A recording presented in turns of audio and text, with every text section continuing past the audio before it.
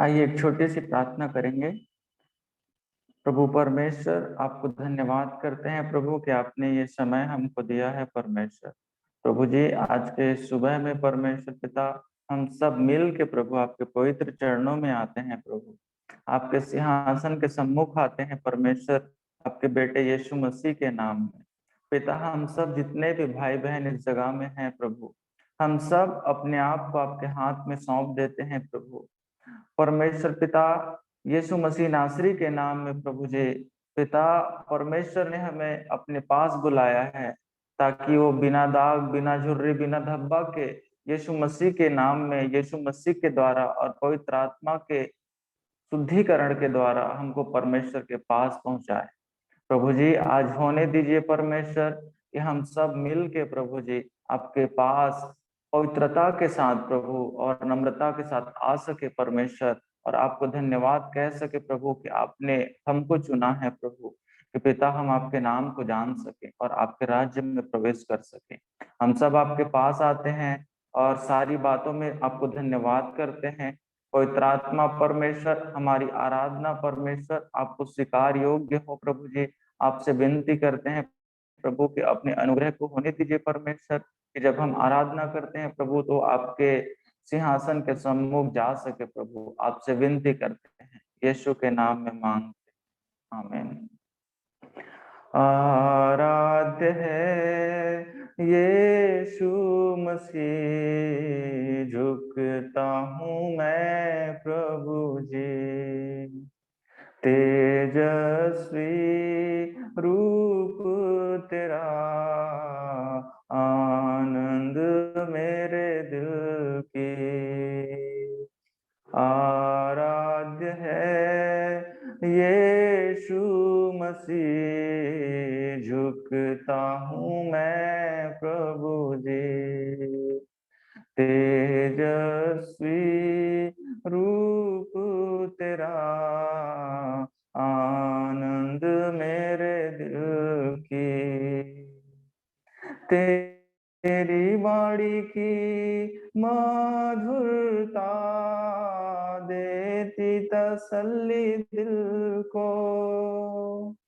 तेरी बाहों का आलिंगन देता है बल मुझको। आराध्य है यीशु मसीह, झुकता हूँ मैं प्रभु जी। तेजस्वी रूप तेरा, आनंद मेरे दिल की। बैठा रहूं तेरे ही पास, चरणों को चूम लूं मैं। बैठा रहूं तेरे ही पास, चरणों को चूम लूं मैं। आराध्य है यीशु मसीह, झुकता हूँ मैं प्रभु जी। तेजस्वी रूप तेरा, आनंद मेरे दिल की।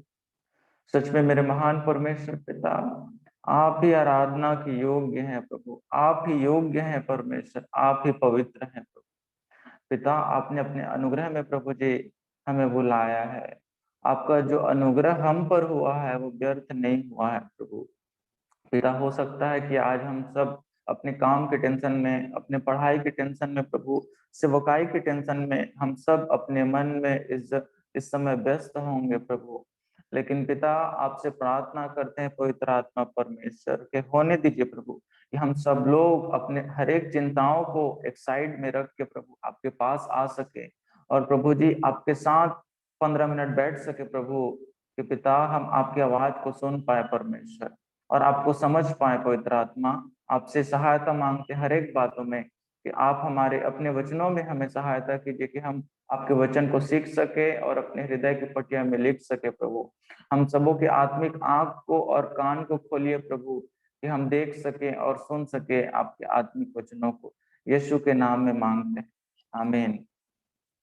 आइए, आज का संदेश एकदम छोटा सा है और मैं कुछ बातों को आप लोगों के बीच में शेयर करूंगा जो मैं सीखा हूँ।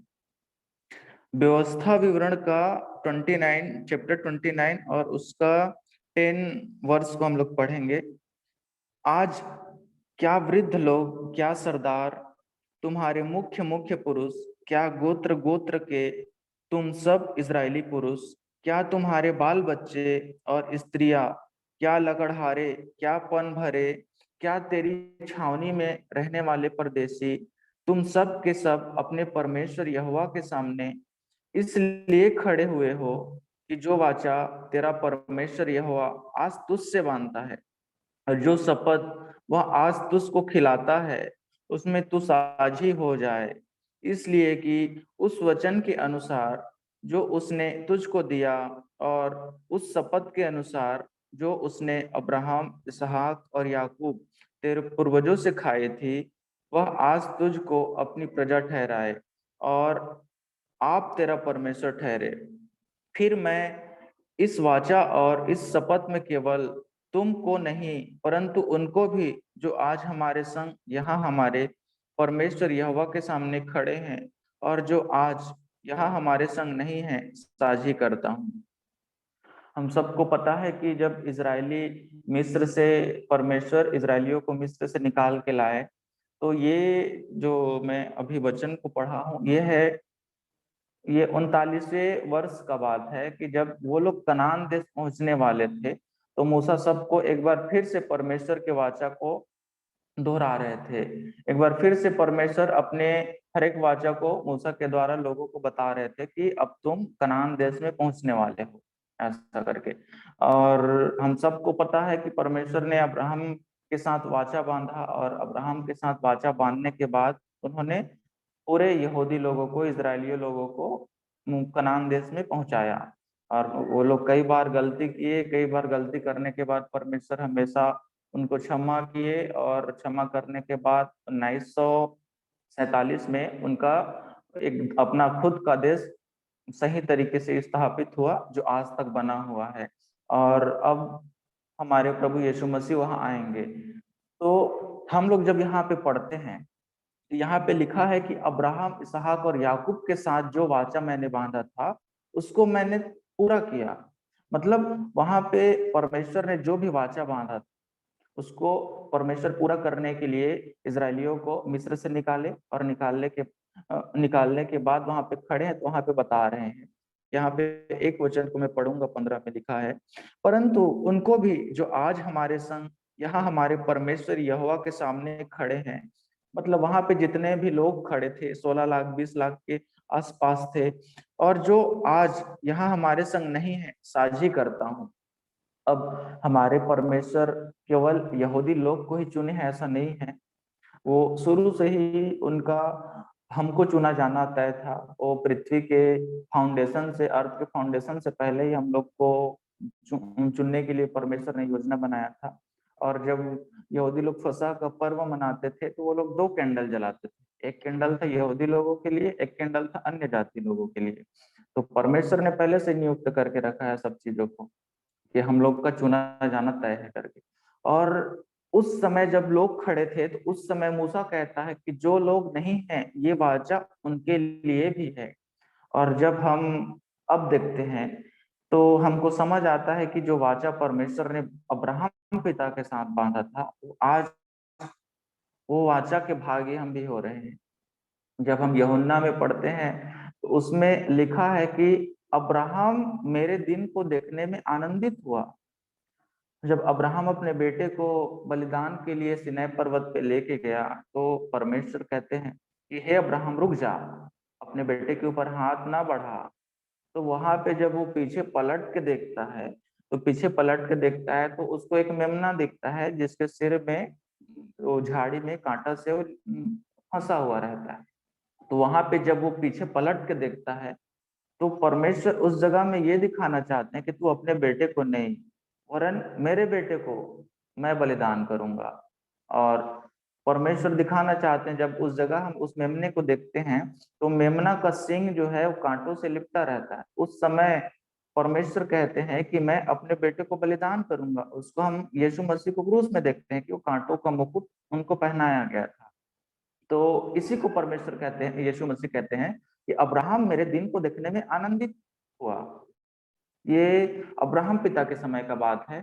और जब यीशु मसीह इस पृथ्वी में आए, यीशु मसीह क्रूस में बलिदान हुए। क्रूस में बलिदान होने के बाद उन्होंने हम सबों को चुना, और हम सब जब चुने गए, हम सब अन्य जाति हैं।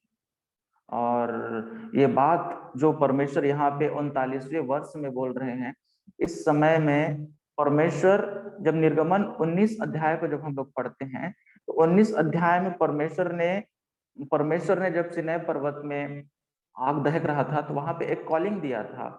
और वहां पे हम लोग जब देखते हैं तो वहां पे हमको पता चलता है कि पूरा पहाड़ हिल रहा था, पृथ्वी कांप रही थी। तो यहूदी ज्ञान ऐसा कहता है कि जब परमेश्वर कह रहा था कि क्या तुम मेरी आज्ञा और विधियों को मानोगे, तो वो आवाज पूरा पृथ्वी के लोग सुन रहे थे। और जब वो आवाज को पूरा पृथ्वी के लोग सुन रहे थे तो केवल यहूदी ही लोग वैसे थे जिन्होंने कहा, हाँ हाँ परमेश्वर, जो आप कहते हैं उन सब बातों को हम मानेंगे। और बाकी किसी ने स्वीकार नहीं किया। परमेश्वर किसी को जोर जबरदस्ती नहीं करता है कि तू मेरे पास आ, वो चुनाव देता है। तो परमेश्वर ने हम सबों को क्रूस के बलिदान के द्वारा चुना है, और अब्राहम पिता के आशीषों में हम सबों को बुलाया है। और आज मैं यहाँ पे ये नहीं कहूंगा कि कई प्रचारक ऐसे बोलते हैं कि व्यभिचार मत करो, और ये मत करो, वो मत करो, ऐसा मत करो, वैसा मत करो। आज मैं अपने जीवन से कुछ बातों को बताऊंगा। हम सब लोग यहाँ पे जितने भी लोग जुड़े हैं, मैं विश्वास करता हूँ कि हम छोटे छोटे हैं और हम लोगों का बहुत एक्सपीरियंस नहीं है प्रभु में। और किसी को 10 साल, किसी को 15 साल, और किसी को 20 साल हुआ, उससे ज्यादा किसी को नहीं। और मैं विश्वास करता हूँ कि हम जहाँ भी रहते हैं, हम लोगों को परमेश्वर ने छोटा छोटा ग्रुप दिया है। चाहे वो एक लोग को हम लीड करें, या दो को लीड करें, या 10 को लीड करें, हम हर एक लोगों को परमेश्वर ने एक ग्रुप दिया है। और जब हम इस बात को अपने जीवन में देखते हैं तो यहाँ पे जब व्यवस्था विवरण 29 अध्याय का 10वां पद को देखते हैं तो यहाँ पे क्या स्त्रियां, क्या बुजुर्ग, क्या बच्चे, सब लोगों का नाम लिया है। क्या लकड़हारे, मतलब हम हो सकते हैं कि हम पढ़ाई करते हैं, हो सकता है कि हम प्रभु की सेवा करते हैं, हो सकता है हम नौकरी करते हैं, या कुछ भी करते हैं जो पवित्रता का रास्ता हो। और हम लोगों को परमेश्वर ने वाचा में बुलाया है। यहाँ पे जब परमेश्वर ने हमको बुलाया तो आज का टाइटल अगर आपने पढ़ा होगा तो उसमें लिखा है व्हेन यू स्टैंडिंग, मतलब जब हम खड़े रहते हैं। तो मैं विश्वास करता हूँ कि हम सब यहाँ पे जितने भी लोग हैं, हम सब खड़े हैं। किस लिए खड़े हैं? परमेश्वर की सेवा के लिए। ऐसा नहीं है कि हमारी कोई योग्यता है कि हम परमेश्वर की सेवा कर रहे हैं, वो उनका अनुग्रह है। मैं तो कई बार सोचता हूँ कि प्रभु आपने मुझे कलीसिया दिया प्रभु, और आपने मुझ पर भरोसा रखा प्रभु कि मैं एक कलीसिया को लीड करूं। तो मैं कई बार परमेश्वर से पूछता हूँ प्रभु कि आपने ये कैसा अनुग्रह मुझ पे होने दिया प्रभु, कि मैं एक कलीसिया का लीड कर रहा हूँ, एक कलीसिया को। तो मैं परमेश्वर से कई बार पूछता था कि प्रभु कैसे में आपने मुझ पे भरोसा रखा, कैसे में आपने प्रभु मुझ पे विश्वास रखा कि मैं 2-4 लोगों को, 15 लोगों को लीड करूं प्रभु। तो परमेश्वर मेरे मन में एक बात डाले। परमेश्वर सच्चा न्यायी परमेश्वर है।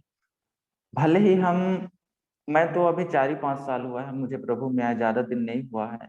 भले ही आप लोग बाय बर्थ क्रिश्चियन हो सकते हैं, बाकी आप लोगों को भी ज्यादा समय नहीं हुआ है प्रभु में आए। और परमेश्वर से जब इस बात को मैं पूछ रहा था तो परमेश्वर मुझे बोले कि बेटा, यहूदी लोगों में 6 से 12 साल तक उन लोगों को तोरा को सिखाया जाता है उनके पिता के द्वारा। और 6 से 12 साल तक केवल और केवल उन लोगों को सिखाया जाता है। फिर 12 साल से आगे लड़के लोगों को 12 साल से आगे प्रभु के वचन में समर्पित कर दिया जाता है, और बहन लोग को 13 साल से कर दिया जाता है। अब इस जगह में जब मैं पूछ रहा था तो प्रभु अभी तो मुझको 2 ही 3 साल हुआ है प्रभु, बपतिस्मा लिए। तो आपका अनुग्रह, में कई बार गलती होता है मुझसे, तो कई बार प्रभु से पूछता हूँ कि प्रभु ये आपका अनुग्रह कैसे मुझ पे आ रहा है प्रभु। मैं सच बता रहा हूँ, परमेश्वर से मैं पूछता हूँ कि ये कैसा अनुग्रह है प्रभु के, मेरी कई बार गलती करने के बाद भी आप मुझसे प्रेम करते हैं। और यहूदी लोग एक गलती कर देते हैं तो पूरे इजराइल देश को आप दंड दे देते थे परमेश्वर। तो परमेश्वर कहता है मैं सच्चा न्यायी, और यदि आप और हम सब इस जगह में खड़े हैं तो हमको पता होना चाहिए कि हमारे पीछे कितने लोग खड़े हैं। और यदि ज्यादा भीड़ भाड़ के चक्कर में यदि हम पड़े हैं कि मैं भी बड़े भीड़ को लीड करूं या बहुत लोग को लीड करूं, तो हम गलत रास्ते में जा सकते हैं। क्योंकि परमेश्वर का वचन कहता है कि परमेश्वर ने जितने जितने लोगों को सौंपा है तुझे, उतने लोगों की रखवाली कर।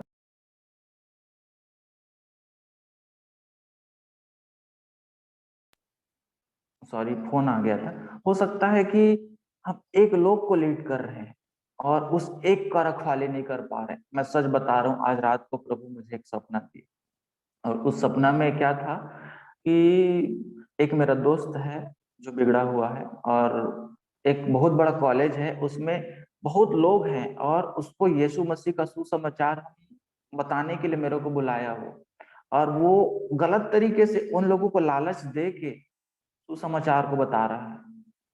तो वो लड़का को बहुत दौड़ा है। फिर वहां पे मैं पता नहीं अचानक से मेरे को लेके गया कोई, और मैं वहां पे पहुंचा तो वहां पे फिर मैं एक निर्णय लिया।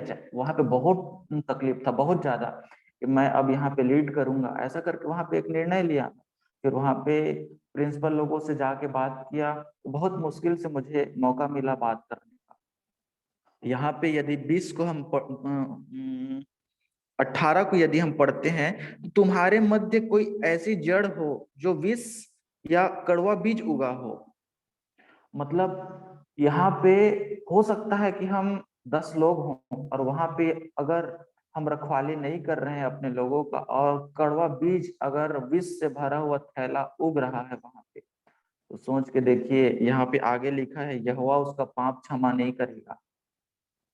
मतलब देखिए, नया नियम पुराना नियम, इसको मनुष्य लोग अलग करते हैं, इसको परमेश्वर अलग नहीं करता है। ये दोनों एक है। और अगर पुराने नियम को हम नहीं जानेंगे तो नया नियम को, यीशु मसीह व्यवस्था को पूरा करने आए थे, वो कुछ दूसरा काम करने नहीं आए, व्यवस्था को पूरा करने आए थे। और यीशु मसीह व्यवस्था को पूरा करके वो हम लोगों को चुने।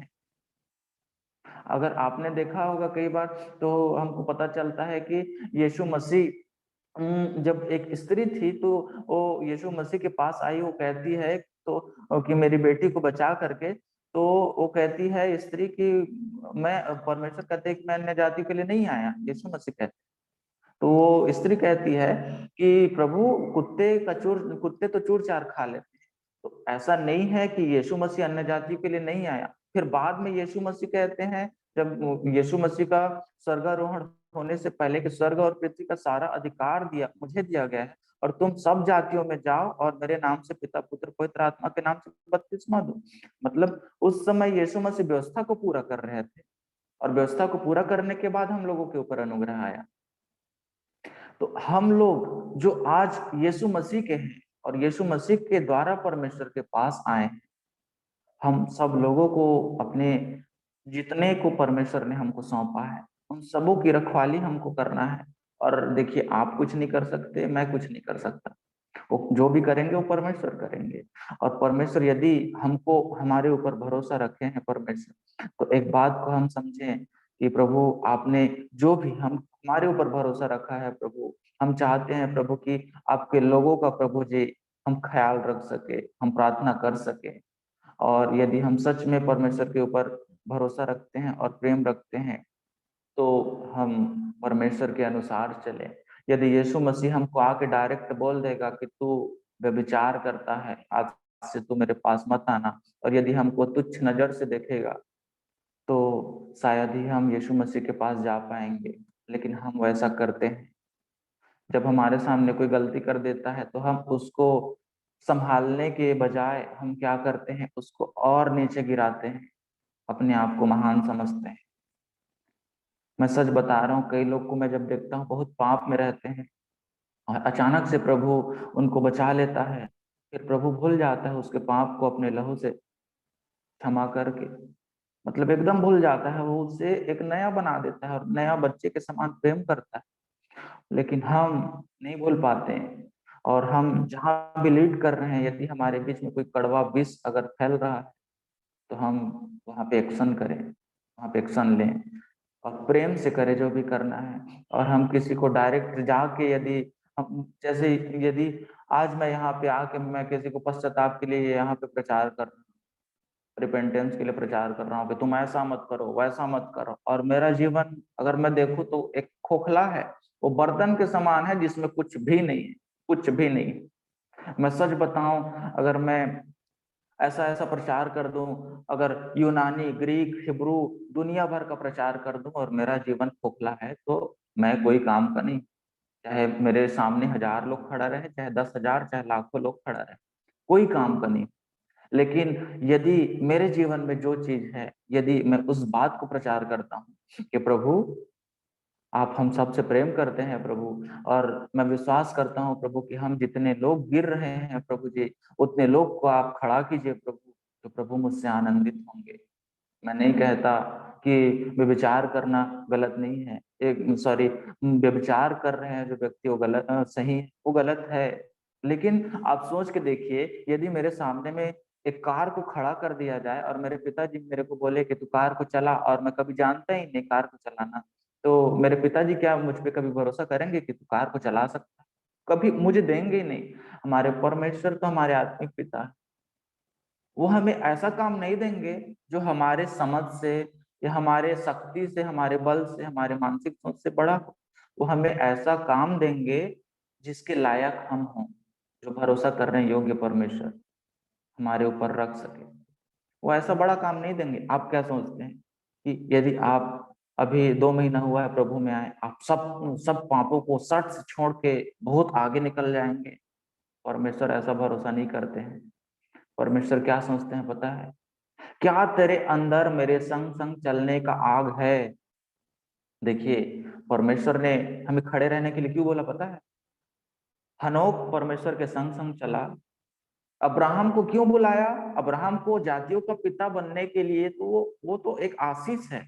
लेकिन अब्राहम को इसलिए बुलाया, मैं सर्वशक्तिमान परमेश्वर हूँ, मेरे संग संग चल, मेरी उपस्थिति में चल और सिद्ध होता चल। आपको और मुझको परमेश्वर ने क्यों बुलाया है? हम संग संग परमेश्वर के उपस्थिति में चलें और दिनों दिन सिद्ध होते जाएं। यीशु मसीह ने क्या कहा कि पवित्र आत्मा के शुद्धिकरण के द्वारा मैं तुम्हारे जो खून में जो पाप है उसको मैं दूर करूं। और अचानक से आके कोई ऐसा, हम लोग यदि किसी को प्रचार करते हैं कि ऐसा मत करो, वैसा मत करो, ये मत करो, वो मत करो, मैं सच बता रहा हूँ, अपने हृदय का बात है, आप लोग मेरे भाई बहन हैं और मैं आप लोगों से शेयर कर रहा हूँ। अगर सोशल मीडिया को मैं देख के, अगर मैं अब अगर चलना चाहूँ प्रभु की उपस्थिति में, तो मैं नहीं चल सकता। ये जितना यूट्यूब, जितना दुनिया भर का हो रहा है, ये सब कड़वा बीज उग रहा है। और हमको बस प्रभु में बने रहने का जरूरत है। यीशु मसीह आएंगे तो आने से पहले 2 दिन यदि हम पश्चाताप करते हैं, और 2 दिन पश्चाताप करते हैं, लाखों खर्चा कर देते हैं, गरीबों में दान कर देते हैं, या फिर उपवास रह लेते हैं 1 महीना 2 महीना, यीशु मसीह आएंगे तो हमको लेके जाएंगे क्या? आप सोच सकते हैं? नहीं लेके जाएंगे। यदि हम रोज परमेश्वर के संग संग चलने का प्रैक्टिस करेंगे, यदि हमारा हृदय कहता है कि प्रभु मैं आपके संग चलना चाहता हूँ प्रभु, प्रभु उस बात को, हमारे पता है यहाँ पे आगे में लिखा हुआ है, एक वचन और पढ़ दूं, 19 में, 30 का 19 में, मैं आज आकाश और पृथ्वी दोनों को तुम्हारे सामने इस बात की साक्षी बनाता हूँ कि मैंने जीवन और मरण, आशीष आशीष और शाप को तुम्हारे आगे रखा है, इसलिए तू जीवन ही को अपना ले और तू और तेरा वंश दोनों जीवित रहे। आकाश और पृथ्वी को हमारे सामने रखा गया, इसलिए कि वो गवाही दे। वो प्रभु नहीं कहेगा, वो पास्टर को थोड़ी ना बोलेगा कि तू बता ये कैसा करता, ये क्या करता। वो सीधा बोलेगा, ये आकाश और पृथ्वी गवाही दो कि किसने क्या क्या किया। वो परमेश्वर खतरनाक भी है और वो महान दयालु भी है। और हम पे अनुग्रह इसलिए हुआ है क्योंकि हम अनुग्रह से वंचित थे, और इस अनुग्रह का हम गलत फायदा ना उठाएं। यदि कोई पाप में गिर रहा है, यदि कोई गिर रहा है, तो उसे हम उठाएं, क्योंकि आप और हम जब देखते हैं, जब हम सब गिरते रहते हैं, हमको उठाने वाला यीशु मसीह रहता है। पता है, यदि हम दूसरों को गिरने से उठाते हैं, तो एक समय आएगा जब हम गिरते रहेंगे, तो हमारे लिए उठाने वाला यीशु मसीह हमारे पास रहता है। हमको कोई मनुष्य नहीं उठाता। कई बार मैं इतना परेशान हो जाता हूँ कलीसिया को लेके, सेवकाई को लेके, कि प्रभु, मेरे को ऐसा लगने लगता है कि प्रभु कोई तो हो प्रभु जो मेरे लिए प्रार्थना कर दे, कोई तो एक व्यक्ति तो हो प्रभु जो मेरे लिए प्रार्थना कर दे। फिर उस समय ना मेरे को कोई नहीं मिलता है, पता है। मैं रो डालता हूँ, प्रभु कोई तो हो प्रभु। मेरे पेरेंट लोग मेरे लिए प्रार्थना करते हैं कि मेरा बेटा सेवा कर, लेकिन कोई दूसरा व्यक्ति मेरे को नहीं मिलता। उस समय ना, पता है, मेरा यीशु क्या कहता है, तेरा यीशु तेरे लिए पिता से विनती करता है कि परमेश्वर तू उसे उस दुष्ट से बचाए। उस समय मैं कहता हूँ, मेरे आंख में आंसू रहता है, और मैं कहता हूँ, प्रभु मैं उस समय प्रभु उस व्यक्ति को प्रभु जो पाप में गिर रहा था, मैंने प्रभु उसे तेरे वचन से, प्रभु तेरे प्रेम को देके प्रभु मैं उस समय बात किया तेरे वचन। आज प्रभु जब मैं गिर रहा हूँ प्रभु, मेरे लिए तू आया प्रभु। मैं सच बता रहा हूँ, प्रभु बहुत प्रेम करते हैं हम सब लोगों से। और ऐसा नहीं है कि हम बड़ा बड़ा प्रचार करें और छोटे में हम गिर जाएं। हम पहले छोटे से उठना चालू करें, और जब हम छोटे से उठते हैं, तो आगे परमेश्वर हमारे लिए बड़ा चीजों को रखेगा। जब प्रभु प्रभु ने कहा है, तो छोटों में विश्वास योग्य था, इसलिए मैं तुझे बहुतों का अधिकारी बनाऊंगा। हम सब सोच समझ के प्रभु का सेवकाई करें। पता है, परमेश्वर यीशु मसीह उस अंजीर के वृक्ष को देखते हैं, और अंजीर के वृक्ष को देखते हैं, उसे श्राप करते हैं कि तू सूख जा। यीशु मसीह, पता है, यीशु मसीह मुझे आके देखते हैं, परमेश्वर देखते हैं, और मुझ में कोई फल नहीं पाते हैं। वो अंजीर के वृक्ष का बड़ा बड़ा पत्ता रहता है, जो पूरा उसको, वो उसके फल को ढक लेता है। बड़ा बड़ा पत्ता रहता है, फल फल को जब ढक लेता है, तो उसमें कुछ दिखता ही नहीं है फल। यीशु मसीह मुझ में आते हैं, मेरे पास आते हैं परमेश्वर, और मेरा जो दिखावा है, मेरा जो दिखावा है, उससे मैं पत्तों से ढक लेता हूँ अपने आप को। पता है, ऐसा आदम और हव्वा ने किया था, अंजीर के पत्तों से अपने आप को ढक लिया। मैं ढक लेता हूँ अपने आप को, और परमेश्वर ऐसा उसको खोल के देखते हैं, उसमें फल नहीं रहता है। परमेश्वर कह परमेश्वर अगर चाहते तो उसी समय मुझे कहते कि तू सूख जा, उसी समय मेरा नाश हो जाता। लेकिन पता है, मेरे ऊपर एक आदमी है जो मुझ पे भरोसा रखता है, और वो परमेश्वर से कहता है, पिता मैं और सेवकाई इसके अंदर डालूंगा, मैं और प्रेम इसके अंदर डालूंगा, मैं और दया इसके अंदर डालूंगा, मैं और चाहत और आग इसके अंदर डालूंगा। परमेश्वर इसे श्राप मत दे परमेश्वर, मैं और मेहनत करना चाहता हूँ परमेश्वर मेरे इस बच्चे के लिए। पता है, आपके और मेरे लिए अगर कोई खड़ा है तो यीशु मसीह। हम मैं सच बता रहा हूँ, मैं दूसरों का नहीं पता, मैं एक ठनठनाता हुआ, वो क्या बोलते हैं, वो झांझ हूँ जिसमें कुछ नहीं है। और यदि मैं दूसरों को न्याय करूं, दूसरों का जज करूं, और जो सेवकाई मुझे दिया गया है उस लोगों को आगे ना लेके जाऊं, एक दिन आएगा जब वो खड़ा रहेगा और मुझ में फल नहीं दिखेगा, और कहेगा, सामने में आग है, जाओ उसमें। हमको बहुत बड़ा चंगाई छुटकारा का वरदान नहीं चाहिए, हमको परमेश्वर की उपस्थिति में चलना चाहिए। ये प्रभु, आप जिस जगह में हैं प्रभु, मुझे आप लेके चलिए। मेरे परिवार में बहुत तकलीफ है, लेकिन रोज परमेश्वर कहीं ना कहीं कहते हैं कि तुमको बहुत दुख उठा के परमेश्वर के राज्य में प्रवेश करना है। और यदि मैं दूसरा सुसमाचार को लेके अगर मैं चलूं, तो मैं सच बता रहा हूँ, मैं 1 महीना नहीं चल सकता प्रभु के साथ। लेकिन वो आत्मा है जो मुझे हमेशा लेके चलता है। और यदि आपको भी आज लगता है कि सच में प्रभु जी, हमको सेवकाई करना है प्रभु आपका, और जितने लोगों को आपने हमें सौंपा है प्रभु, हम दिखावा नहीं प्रभु, हम खुले पूरा अपने हृदय को खतना के साथ आते हैं प्रभु, कि आप हमें ऐसे स्वीकार कीजिए प्रभु। परमेश्वर स्वीकार करेगा। यदि हम अंजीर के पत्तों से अपने आप को ढक के आते हैं तो मैं कुछ नहीं बोलूंगा आगे। और जब हम खड़े हैं, व्हेन यू आर स्टैंडिंग, तो हमको पता होना चाहिए कि हम याजकों का राज्य और हम राजकुमार है जो एक राजा का सेवा कर रहे हैं। और यदि हम आज सेवा कर रहे हैं तो उसके साथ राज्य भी करेंगे। आइए एक छोटी सी प्रार्थना करते हैं। प्रभु परमेश्वर, आपको धन्यवाद करते हैं प्रभु जी। प्रभु, आज हम सब लोग अपने हृदय को खतना करके आपके पास आते हैं। हम अपने आप को नहीं ढकते प्रभु, हम जैसा है वैसा आपके पास आते हैं और आपसे विनती करते हैं परमेश्वर, आपसे प्रार्थना करते हैं परमेश्वर कि आप हमें ऐसे ही स्वीकार कीजिए प्रभु। आप अपने पवित्रता को हमें दीजिए, आप अपने शुद्धिकरण को दीजिए प्रभु, कि हम सब लोग शुद्धिकरण के उस प्रक्रिया में जो पवित्र आत्मा के द्वारा, आपके वचन के द्वारा हमें मिलता है प्रभु, उस वचन को रोज प्रतिदिन हम मनन करते जाएं और प्रभु जी हम पवित्रता को पाते जाएं, क्योंकि बिना आपके वचन के हम पवित्र नहीं बन सकते प्रभु। पवित्र करने वाले परमेश्वर आप हैं परमेश्वर। प्रभु आप हमें शुद्धिकरण कीजिए प्रभु जी। पिता आपसे प्रार्थना करते हैं, सारी बातों में आपको महिमा देते हैं प्रभु जी। पिता हम सबों को आप पाप से और उस दुष्ट से बचाए रखिए प्रभु, क्योंकि पिता आप इस संसार में यदि किसी से नफरत करते हैं तो वो पाप है प्रभु। और प्रभु जी हम भी पाप से जी जान से ज्यादा नफरत करें, ऐसा होने दीजिए प्रभु। हमारे हृदय को बना दीजिए प्रभु कि हम पाप से नफरत कर सके, उस दुष्ट से नफरत कर सके, उसके कार्यों से नफरत कर सके प्रभु। आपसे प्रार्थना करते हैं, हम सबों को आप सुरक्षा दीजिए, हम सबों के दिन को आज आशीषित कीजिए पवित्र आत्मा। हम सबों को आप साथ दीजिए प्रभु कि हम दिन भर आपकी सेवा करके शाम को आपको धन्यवाद और बलिदान चढ़ा सके। सारी बातों में आपको आदर महिमा स्तुति देते हैं। इस प्रार्थना को प्रभु यीशु के नाम में मांगते हैं, आमीन।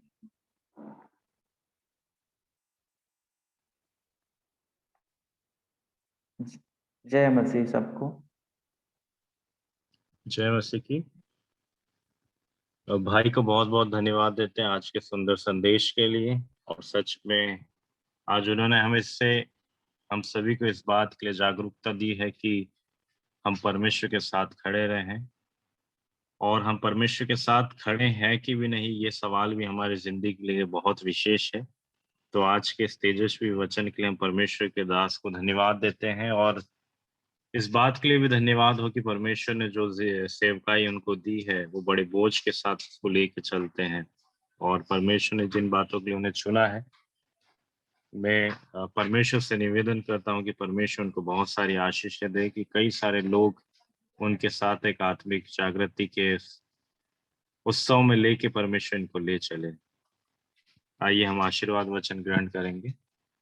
और हमारे प्रभु यीशु क्रिस्त की दया, ईश्वर का प्रेम और पवित्र आत्मा की सहभागिता हम सभी के साथ बनी रहे। आमीन। सभी को जय यीशु है। और सभी से निवेदन है कि अगर कोई नए लोग हमारे साथ में जुड़े हैं तो वो अगर हमारे व्हाट्सएप ग्रुप से जुड़ना चाहते हैं तो मुझे एक नंबर पे वो मैसेज कर सकते हैं अपना नाम लिखकर, जिसके द्वारा हम उनको अपने इस व्हाट्सएप ग्रुप में शामिल कर सकें, जिसके द्वारा वो सारे अपडेट्स उनको मिल सकें। तो जितने भी लोग नए हैं वो इस व्हाट्सएप नंबर को लिख सकते हैं जो आपके मैसेज बॉक्स में है। ठीक है। परमेश्वर आप सभी को बहुत इसके आशीष दें। हम सभी लोग विदा ले सकते हैं।